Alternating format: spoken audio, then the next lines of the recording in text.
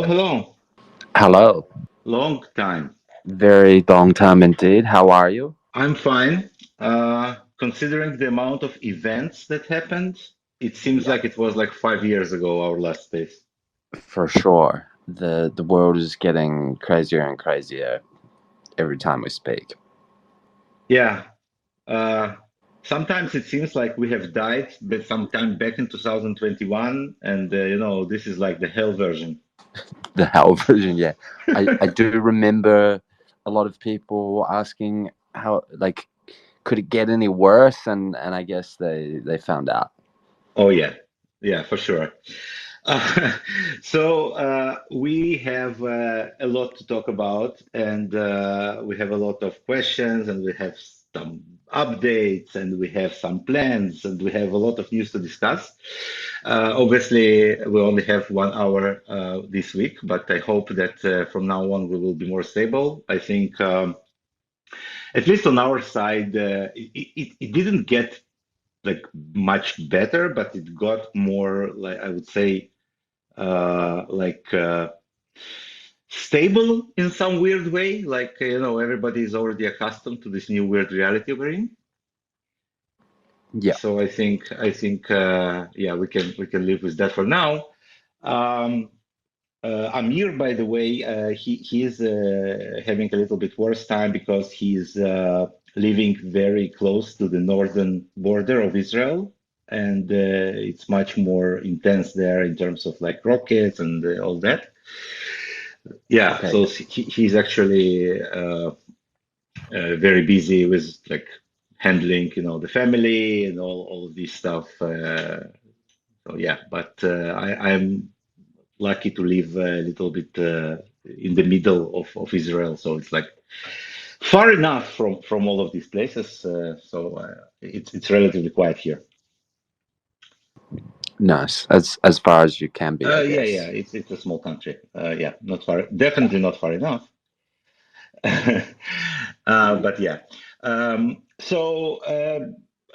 I mean, what's the craziest thing for you that happened during the time we were off the air?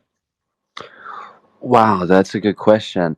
I don't I don't know if it's the craziest, but it comes to mind because it was the most recent, and that would be CZ getting CZ and Binance, I guess, getting the biggest fine ever in the solar system or I whatever. think, Um, interestingly enough, I think I saw somewhere that it's like in the top five, but it's not the biggest ever.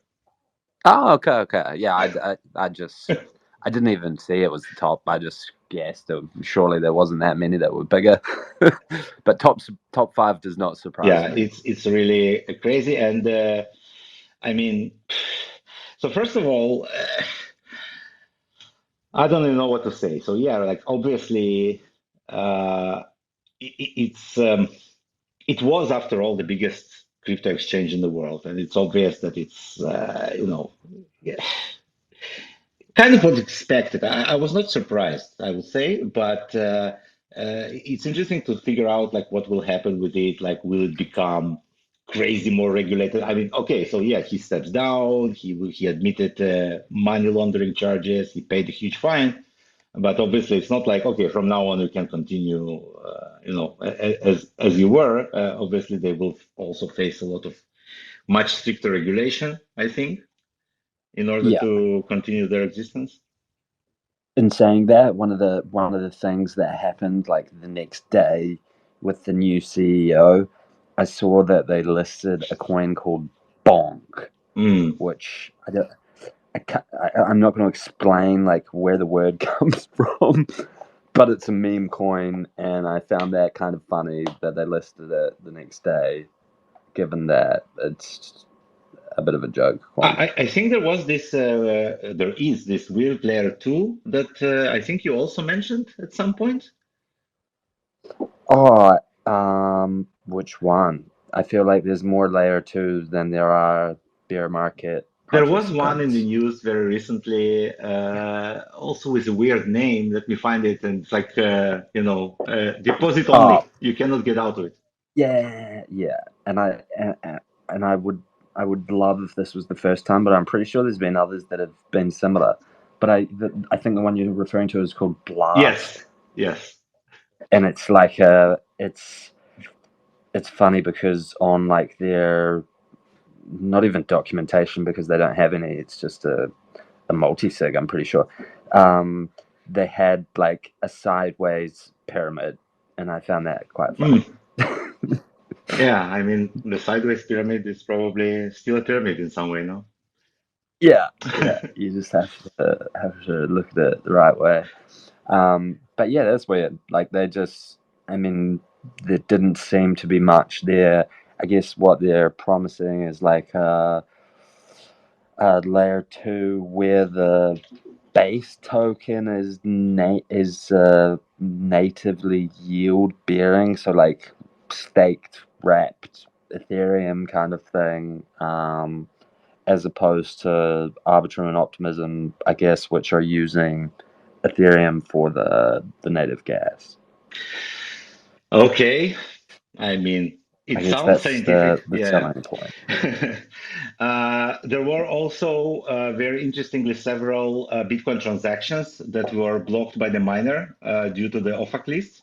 I didn't see this. Yeah, there was a story. I think it was yesterday that I think it was F2 pool, but I'm not sure. Like one of the big pools censored several transactions that were sent to the OFAC sanctioned addresses. So, I mean, with all of the kind of decentralization of Bitcoin, mining is still this point that large pools control, and they can be regulated, they can be made compliant with this. So, yeah. Yeah, I did see earlier today, while we're on the topic of Bitcoin transactions, I saw that one unlucky individual sent 140 BTC. Yeah. I guess not so unlucky to have 140 BTC, but now they have 55, and the rest they spent in fees or something. Oh my God. Is that related or no? Well, I mean, with the state of software, especially Bitcoin, it's not surprising that you can click one wrong button and lose half of your money, if not all of it.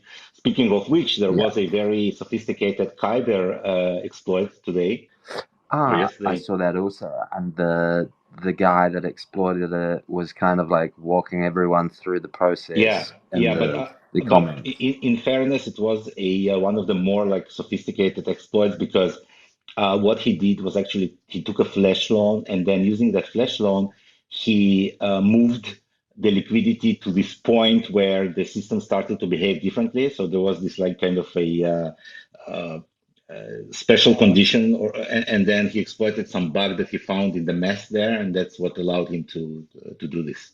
Interesting. I mean, like as bad as these exploits are, for sure, not condoning or encouraging them, I do always find them fascinating, like how people find them and take lots of money as a massive bug bounty. Yeah, it's really interesting, and I mean, my personal feeling, like if I even if I was in a position to exploit anything, I mean, it's all trackable, it's all transparent, and so you will be caught after some time, right? Maybe not in this instant, but yeah. Which brings us to the topic of privacy. And there were a couple of interesting articles that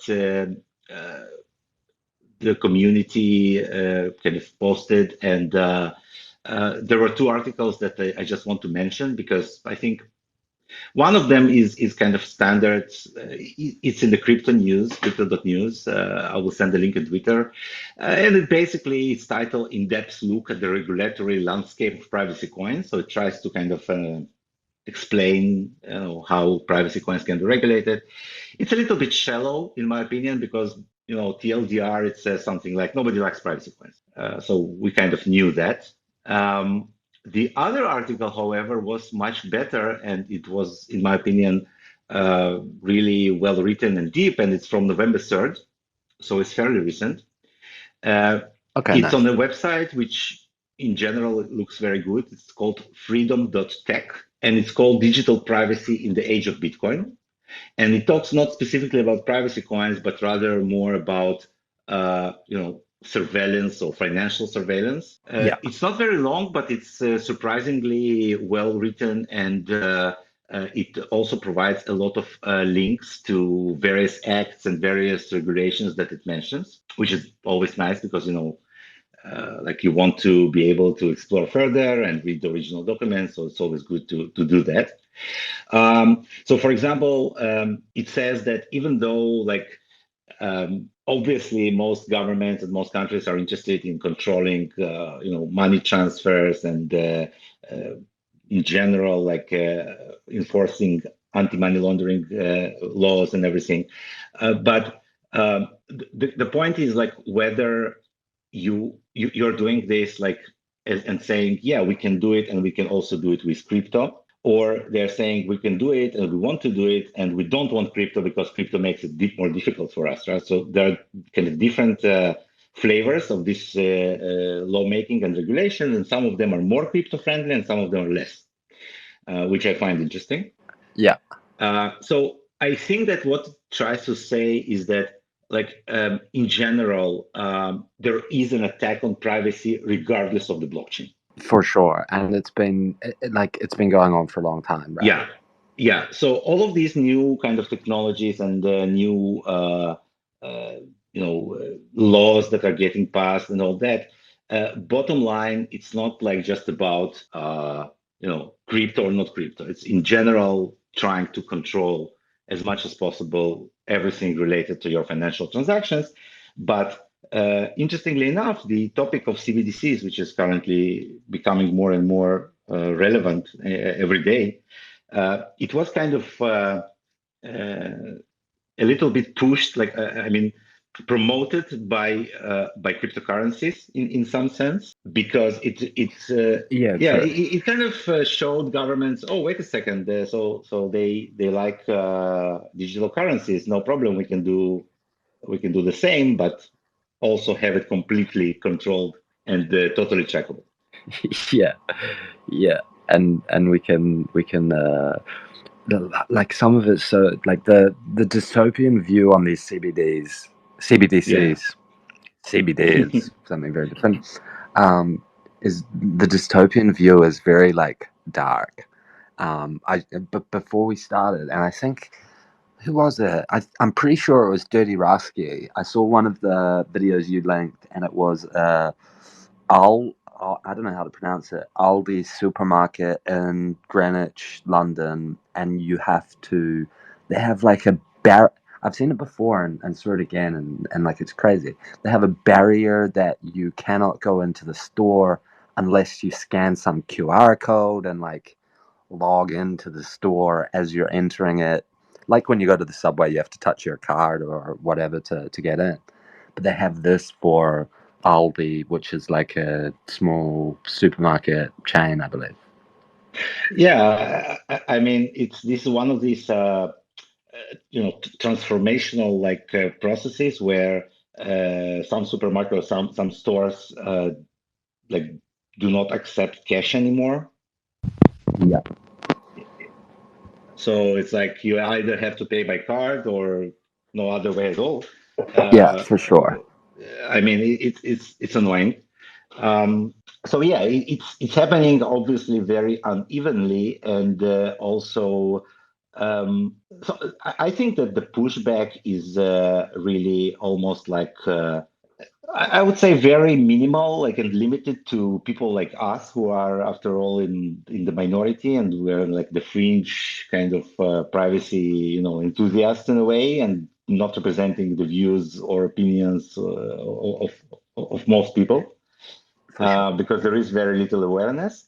And the interesting point here is that this lack of awareness, it works both ways, because eventually a lot of these exploits, a lot, like not the technical exploits like the Kyber one, but more like social engineering, phishing schemes, all these kinds of attacks are also exploiting the fact that people are not aware of the possibilities of the technologies they're using every day. Like, what does it mean to lose your phone? What does it mean to lose your personal data?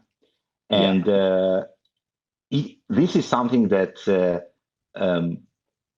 I mean, governments are not interested in. They are trying to protect the data, only they're doing it very single-sidedly, right? So a lot of companies, large companies, they invest a lot of money, efforts, and technology into trying to prevent their data from being attacked and their employees from being exploited. But the problem is that it needs to be done on a level of like general awareness. Otherwise, it will not be effective. For sure. So yeah, so there is this kind of dualism here that governments want to control all the information, but they don't want others to be able to control the same information. So they do need to educate people, but also it's once again, it's like a very interesting situation. So by the way, recently, the recent Firefox update, for example, they have added some additional like privacy settings, like preventing cookies and preventing collection of tracking information for their users, right? So it is happening, but still, Google Chrome controls everything, and this is the state we're living in. Yeah, yeah, it's a tough one. I mean, and also I kind of feel that oftentimes like giving up a little bit of privacy can make things more convenient, or at least like on the surface level more convenient for some people. I personally am not interested in that at all. But I can see how I can see how people go online on social media or whatever and give all their personal details away and take photos of where they live and this kind of thing and don't think anything of it. I saw this funny video, I think it was in Twitter, like this girl says, my password is the name of my dog and the year I went to college. And then she asked, like, what's the name of your dog? Oh, her name is Daisy. Like, when did you go to college? Like, oh, I went to college in 2015. Yeah. I get scared because I like dog related also. I have for those that don't know, I have a very wow, I don't know if I would say very cute, but like cute 10% of the time and we're very crazy 90% of the time 1-year-old Shiba Inu actually. And and I take pictures of him and I go to send them, but then he wears a dog tag and obviously it has like my phone number on it and the address, my home address, in case he gets outside and runs away. Usually runs straight onto the road because that seems to be his favorite place to run.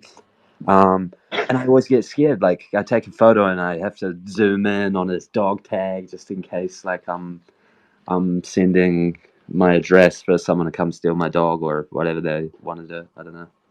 Yeah, I mean, your dog is basically walking privacy concern. Yeah, exactly. That's why I only have cats. This is a good call. Yeah, something like that. well, we were gonna get a cat, and then somehow that turned into getting a dog. I don't know what happened there. It's all good as long as you enjoy the company. Absolutely. We don't discriminate on No. cat dog basis. So yeah, I mean, what else? So let's talk about Beam because we do have some interesting updates, and we also have a lot of questions that I hope we will be able to answer most of them. But let's start with the updates first. So we talked about, I think it was last time, that we wanted to do some updates to the Beam wallet. Yeah. And we have actually started working on that. So there is a forum thread that describes the list of ideas that we had initially, and then from the community, people added more ideas and comments on what we have proposed.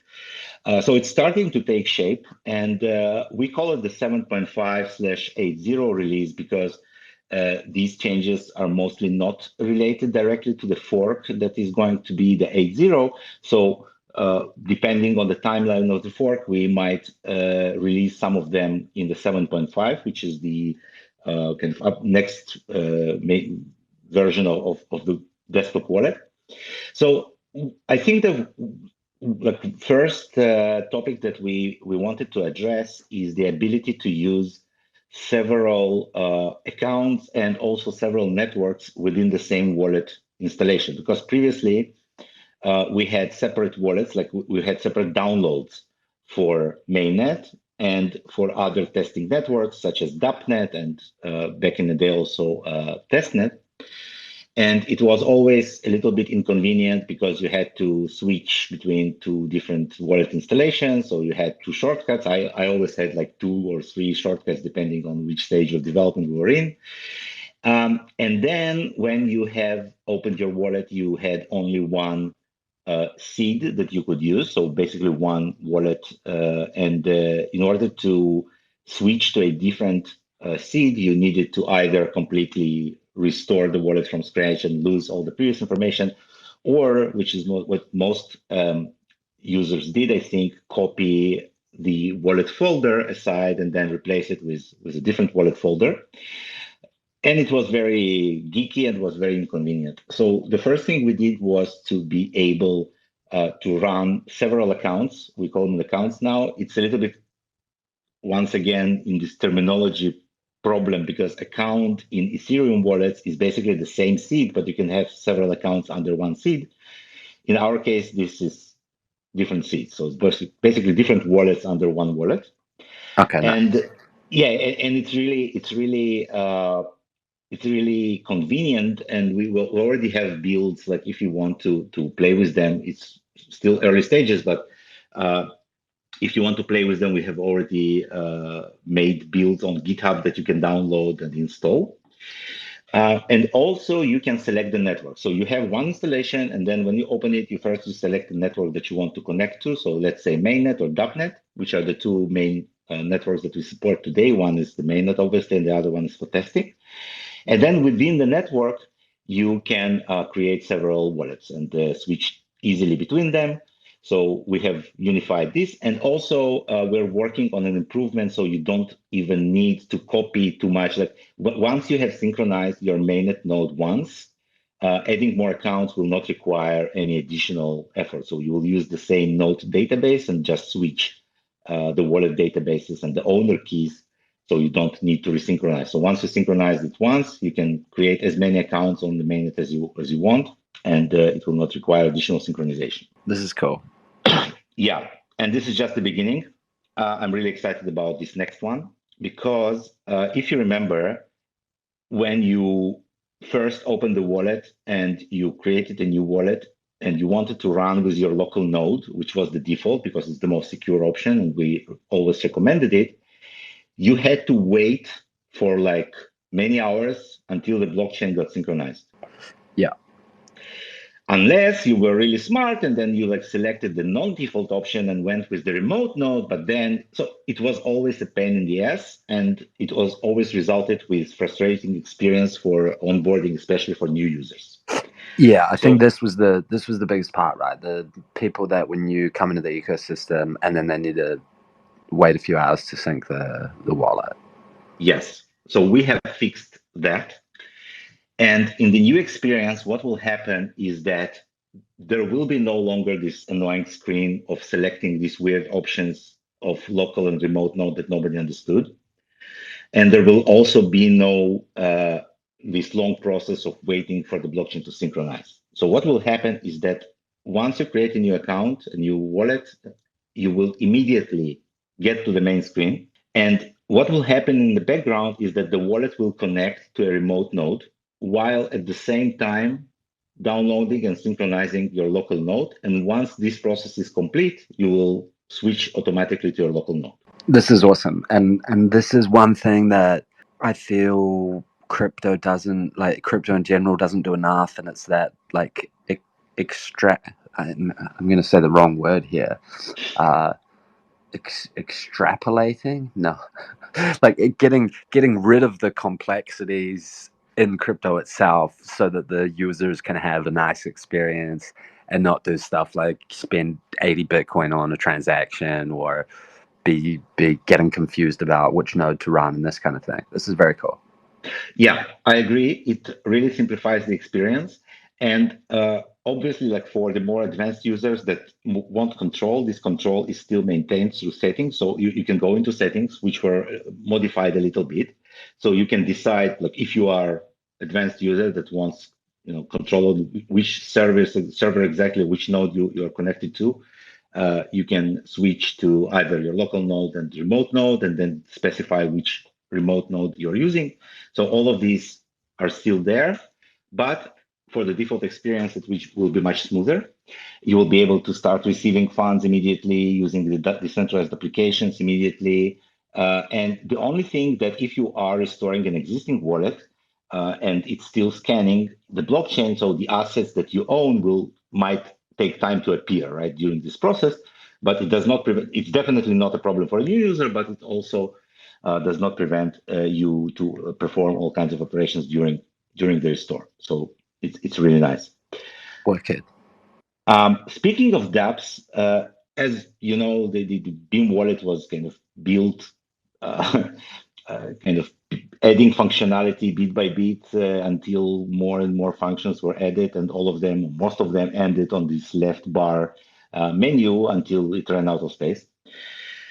And one of the things that really changed from the early days and the later versions is the focus on what is the key functionality. What are you mostly using it for? And I believe that today most people are interested in decentralized applications and not just the basic send and receive functions, which was kind of always hidden. So you had to find this DApp Store menu on the left, and then you had to go there and find your dApps. So as part of reorganizing the process, we're also doing several UI updates that will, in my opinion, make the functionality more prominent and more accessible to use. As part of that, we're moving the dApps to the main screen. So as you open the wallet, you will see your assets, and then at the bottom part, you will see this dApps pane. Then you can search, you can organize, add favorites and things like that.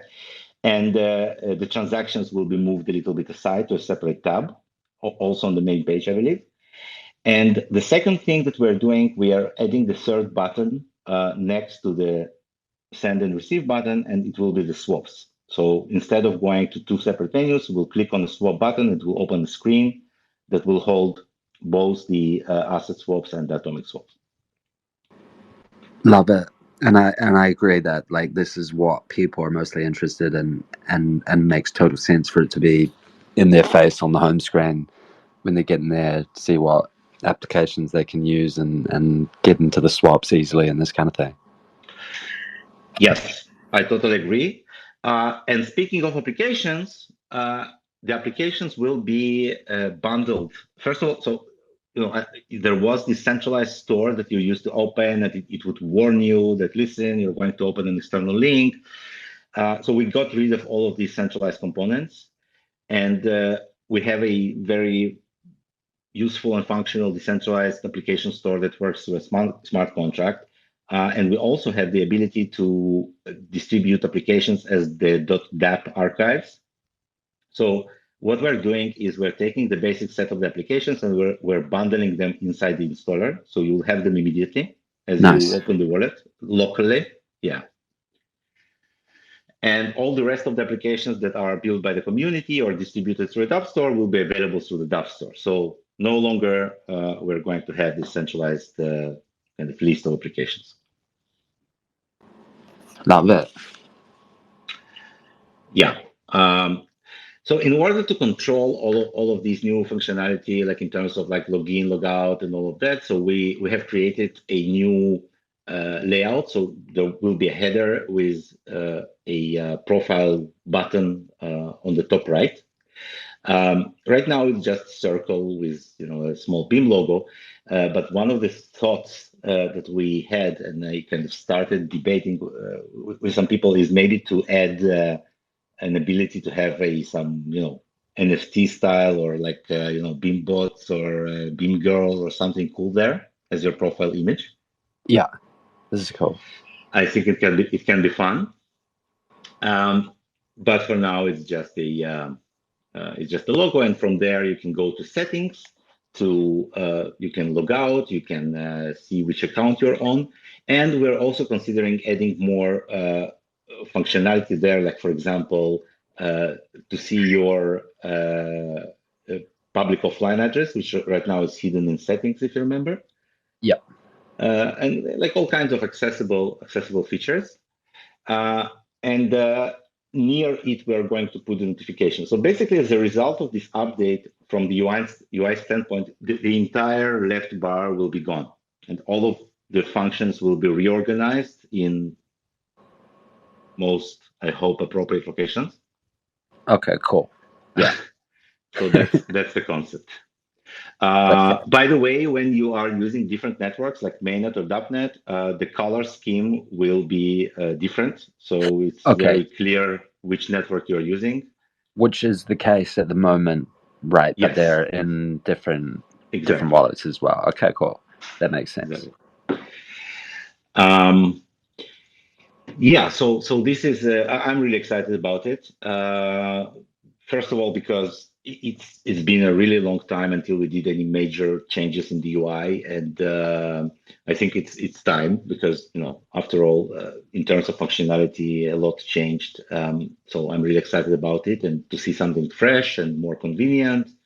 There were a lot of different requests from the community, especially with this kind of initial waiting time for synchronization using different nodes and all that. So I think it's going to be a welcome improvement.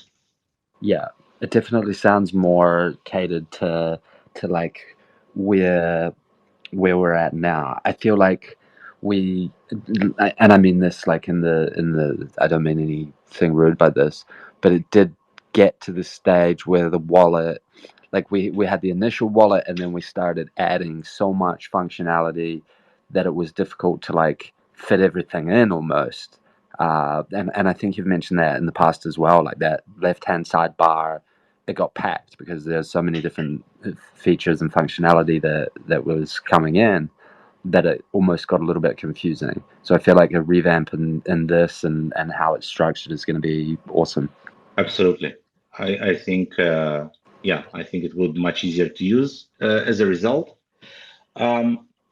So there are some additional things that are also like going to be improved, but I think we need to leave some good amount of time for the questions because we have accumulated quite a few over the weeks that we were not here. Yeah, absolutely. So let's do it. I'm not going to go by like according to the order that they appear here, but rather according to some random order that for some reason I feel like answering them. Let's do it. So let's start with the question about financing 2024. The reason this question is important is because, as you know, on January 3rd, 2024, we will have halving. Yeah. And also the treasury payments will stop. Okay, yeah. Which means that we will be 5 years old, which is unbelievable in my opinion. I'm definitely going to celebrate no matter what. And I think we should have a party together. And I mean, it's crazy. Like I'm not going to go into nostalgia, but yeah. Anyway, probably a topic for a different time. But the question is very valid. It's like how will we pay for anything when we don't have any more treasury payments? Yeah. So to answer that, we have several things. So first of all, even with the treasury payments that we have, because of relatively very low price of Beam, even though we didn't mention it, but amongst all other crazy things that happened, there was a Beam pump of almost like 80%. I saw that. Very nice.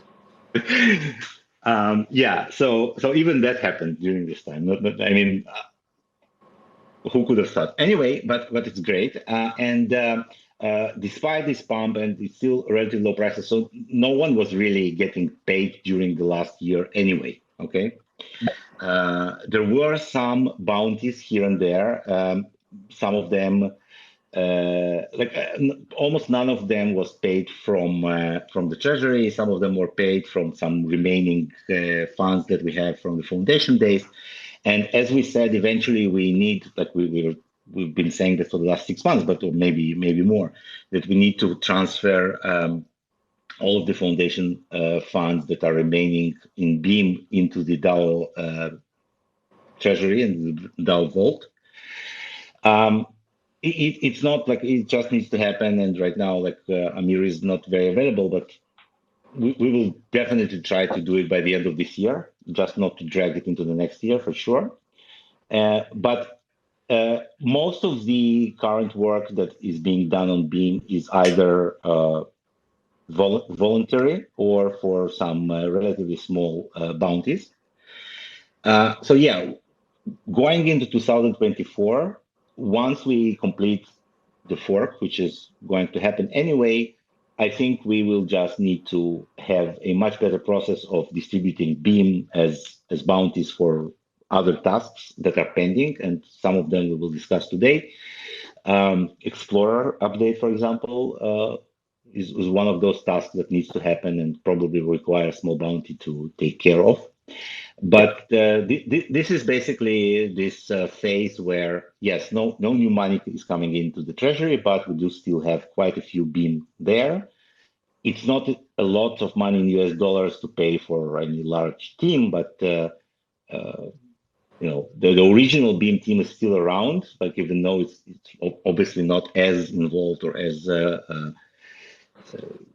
engaged in terms of the hours they spend on Beam these days, but they're still all here and continue improving things that they can.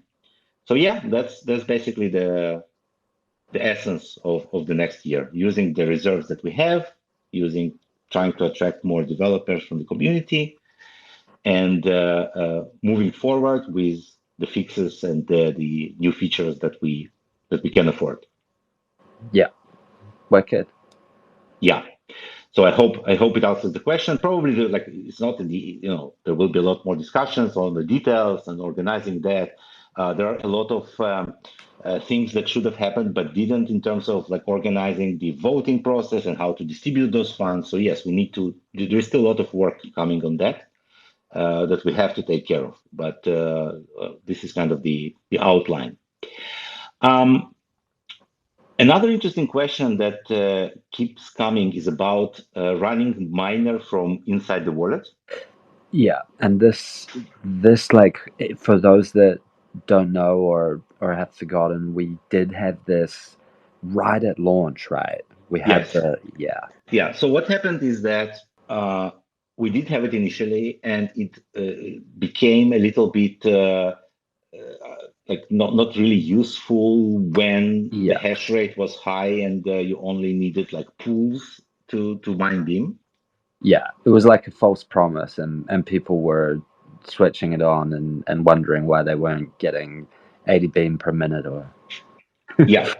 So right now, I'm not sure whether right now it's so two things happened. First of all, yes, right now the hash rate is not as high as it was in the glory days, but also the GPU technology moved forward. Yep. And maybe today people can run the wallet on the desktop, and it's already connected to 50 GPUs for some reason. So yeah, so maybe it is a good idea to bring it back. Having said that, the software is available, it's working, and it's even just a question of convenience of launching it for somebody who is serious about mining. Still not sure it's worth it, but we can discuss it. Yeah, it's a tough one. I mean, anyone that asking, I'm guessing, wasn't around when it was first available, and didn't try it then. But I feel like if we did add it back, it would be very similar to the initial launch period, and people would be there'd be a few people using it, and wondering why they weren't getting rewards. Yeah. They Since I'm not mining myself, so I don't really have an opinion about this, but let's put it to a vote. If it's like really needed, we can do something about it.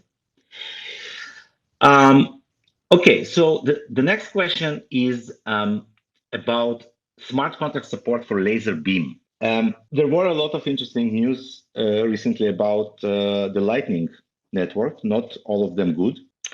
And laser beam was the idea of something that we made back in the day when Lightning Network sounded like a promise of bringing scalability to Bitcoin that didn't really materialize this way. So what is the laser beam and what is it good for? So laser beam is a direct payment channel that you can establish between two wallets. So two specific wallets lock some amount of funds on chain, and then within this amount, they can make instant transactions sending funds between these two wallets, and basically like until you reach some settlement phase, and then you settle on chain. And the idea is that it's useful for micropayments, for streaming payments, basically the same idea as Lightning, that anything that requires fast payments of relatively small amounts of funds. We have implemented it into the node and the wallet. From the user perspective, it is only available through a command line wallet. It's not. It never was integrated into the Beam desktop wallet UI or mobile wallet for that matter. And the reason it wasn't integrated is because we never could think about a good enough use case where it should be available, and we didn't have like time to just develop a UI for that without anyone using it. God knows we did a lot of such things, in general. So the question here is like where this comes from. So I will need to find the context for this question, because if you really have an interesting use case for laser beam, I think yes, it's possible to integrate them with anything, including I don't know about smart contracts, but certainly including decentralized applications, because the API is the same API inside the wallet. So if you can use it from CLI, you can also theoretically integrate it into the UI as well. So whoever asked that, please, if you're listening, or like I will also ask the community, let's review this topic, and I will just try to understand what is the use case. And yes, if it's interesting enough, it's possible to do a better integration for this technology.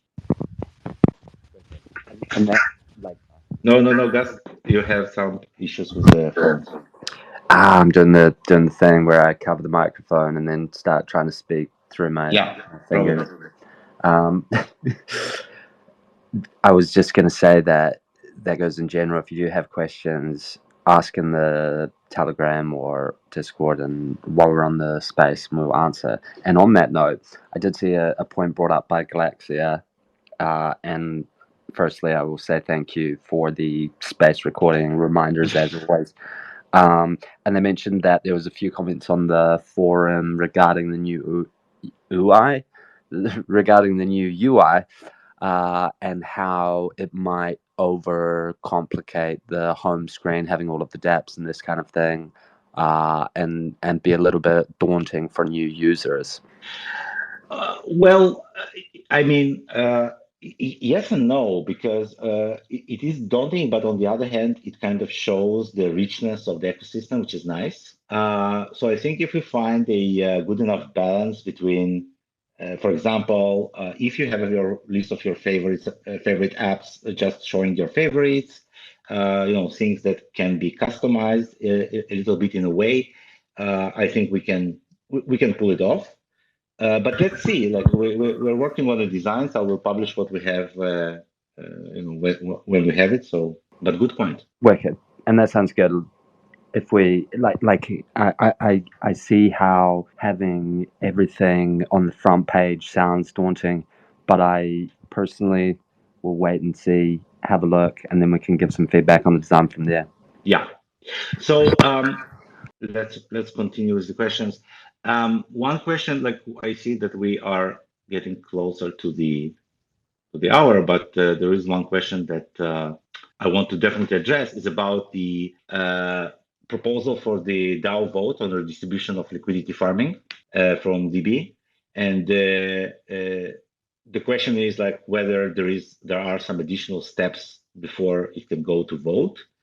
So the answer is probably not. Like, I mean, if there was a discussion in the forum and that we can put it to vote. The only thing is that I will try to coordinate this with Amir because he's also like part of the BMX DAO facilitator team. So I will talk to him and we will immediately move it forward. Okay, so that was important to address. The question about the BMWX Block Explorer. What happened there is that we have started modifying the UI for the new contracts, and it went really slowly. And Vladi, being Vladi, he got tired of this.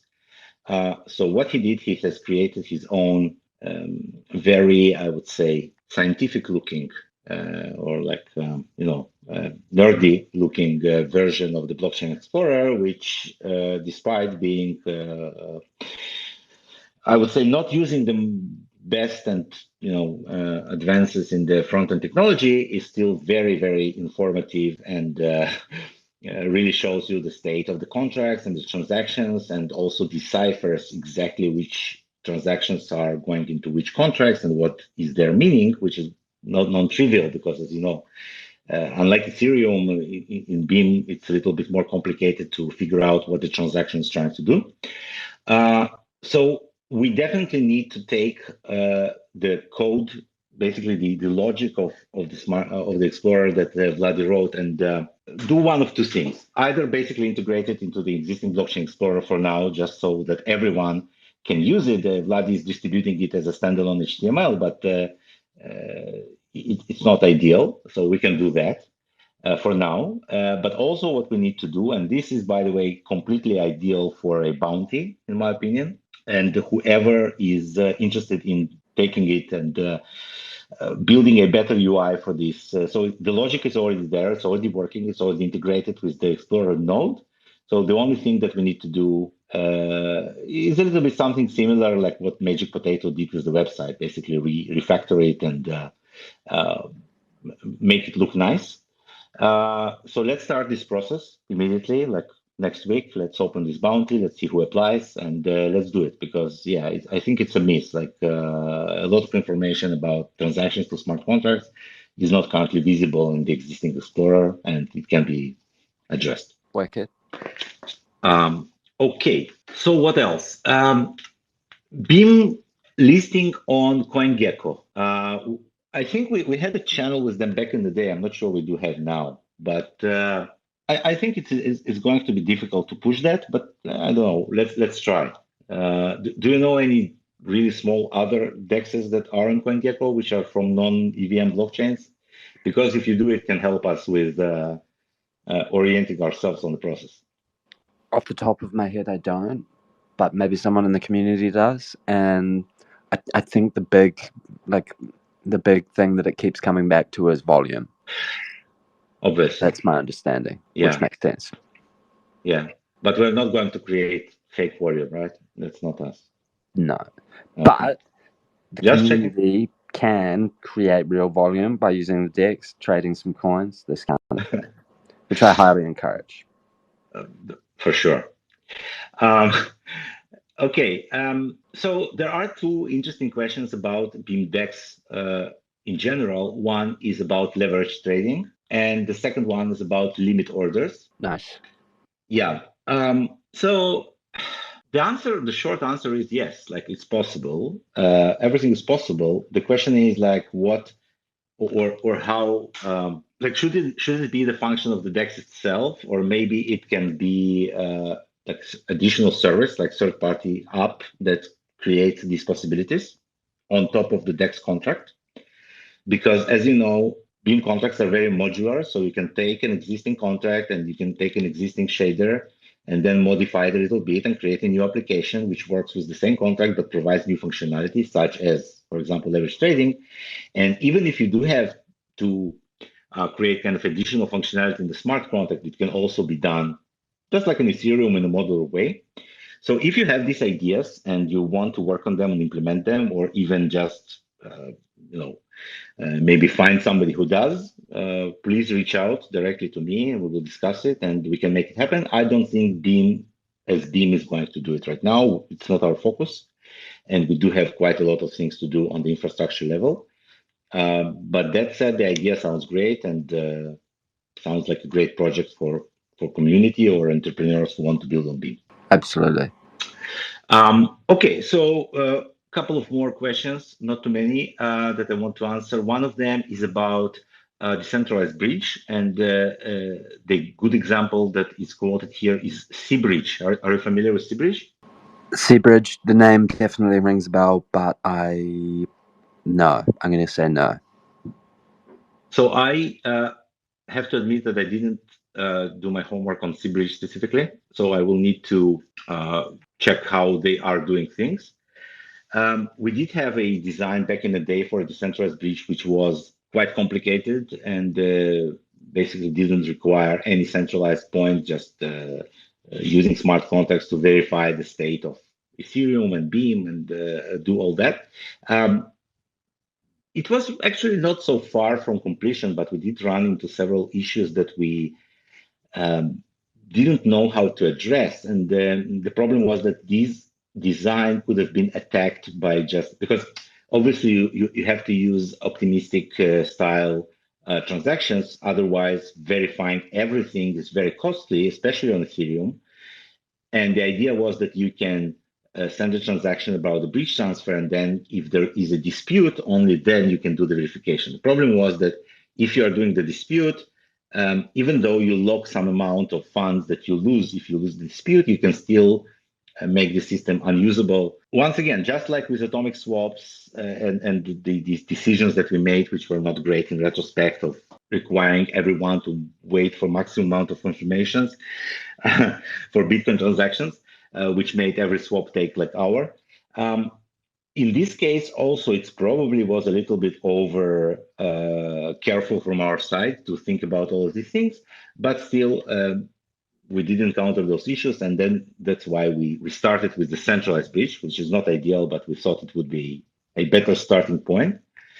So yeah, like this is also something that's possible to complete. Once again, it really it's a question of liquidity or usage in this case. Like I'm not sure that existing Beam bridges are used enough. Now, obviously, it's a chicken and egg problem because bridges are always a problematic point from the trust perspective, and if they're hacked or something happens to them, it's always an issue. And the decentralized bridge would have probably been like better for these purposes. So maybe there is a relation between centralization of the bridge and the amount of funds that are going through it. But I will once again I will investigate what C-Bridge are doing, and I will give you an answer next time.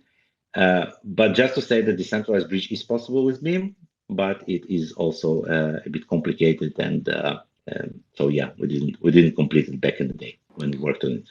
Yeah, and it makes sense. I mean, as far as I understand, which my understanding on bridges is very limited, if I'm honest. But I have used many, and very often used the one that's faster, which I assume is the centralized version. Like I know for like Arbitrum and Optimism, if you're going from Ethereum to one of those layer twos, then to go back via the like official bridge, which I guess is made by the team, but I don't know if that means it's decentralized or not. No idea. But it takes 7 days or something. Yeah. So I don't do that because I like to not wait 7 days for stuff. You are a very, very bad crypto person, not I'm decentralized at all. I'm incredibly impatient. 7 Yeah, minutes, no problem. 7 days, no way. yeah, so that's exactly the point that I mean, a lot of people are raising and are aware of that there is always this kind of, yeah, but you know, for now we're going to use 3 out of 5 multisig, and this for now is basically an eternity because, yeah. Yeah, for sure.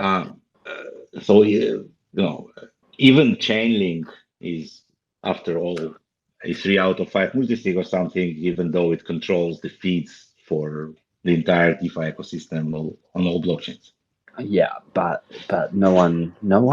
Yeah, I mean, I gave up talking about Chainlink because the price went up so much that I looked stupid. But I just can't believe that it's still pretty much the same as when, I mean, before, like, all of these projects started taking it on and stuff. Yeah. Anyway. I mean, so yeah, the bridges are the same issue. I mean, like when you look closely under the hood and you understand how it's working, at best it's some kind of internal like permissioned consensus that is running it. So it's always about like trust reduction in some way, but eventually it's not really, right? So yeah, bridges are still a very weak point, I would say, in terms of decentralization, and they are always very risky. Yeah. And layer twos, which become very popular these days. But I think that layer twos these days, many of them are these kind of ICOs of 2017. Like it's just, layer two for layer two sake and not to really bring any additional value to anyone. Yeah. So probably a topic for another time. For sure. Yeah, so we actually managed amazingly to answer most of the questions. I think I skipped one. I don't remember which, but one of them, maybe I didn't. In any case, it's been great to be back. And let's just kind of summarize. So next week, several things are going to happen. First, we're going to start advancing the proposal for the distribution of the max liquidity. We are going to have a bounty for the Explorer. And we are also going to have more updates about our advances with the wallet redesign and obviously the EVM progress. And I hope that everyone will be safe, and we will see you next week. Yeah. And yeah, Absolutely. please stay healthy. Same to you, and look forward to next week's. Sure. Thank you very much for joining. See you next time. Been a pleasure. See you guys. Bye bye.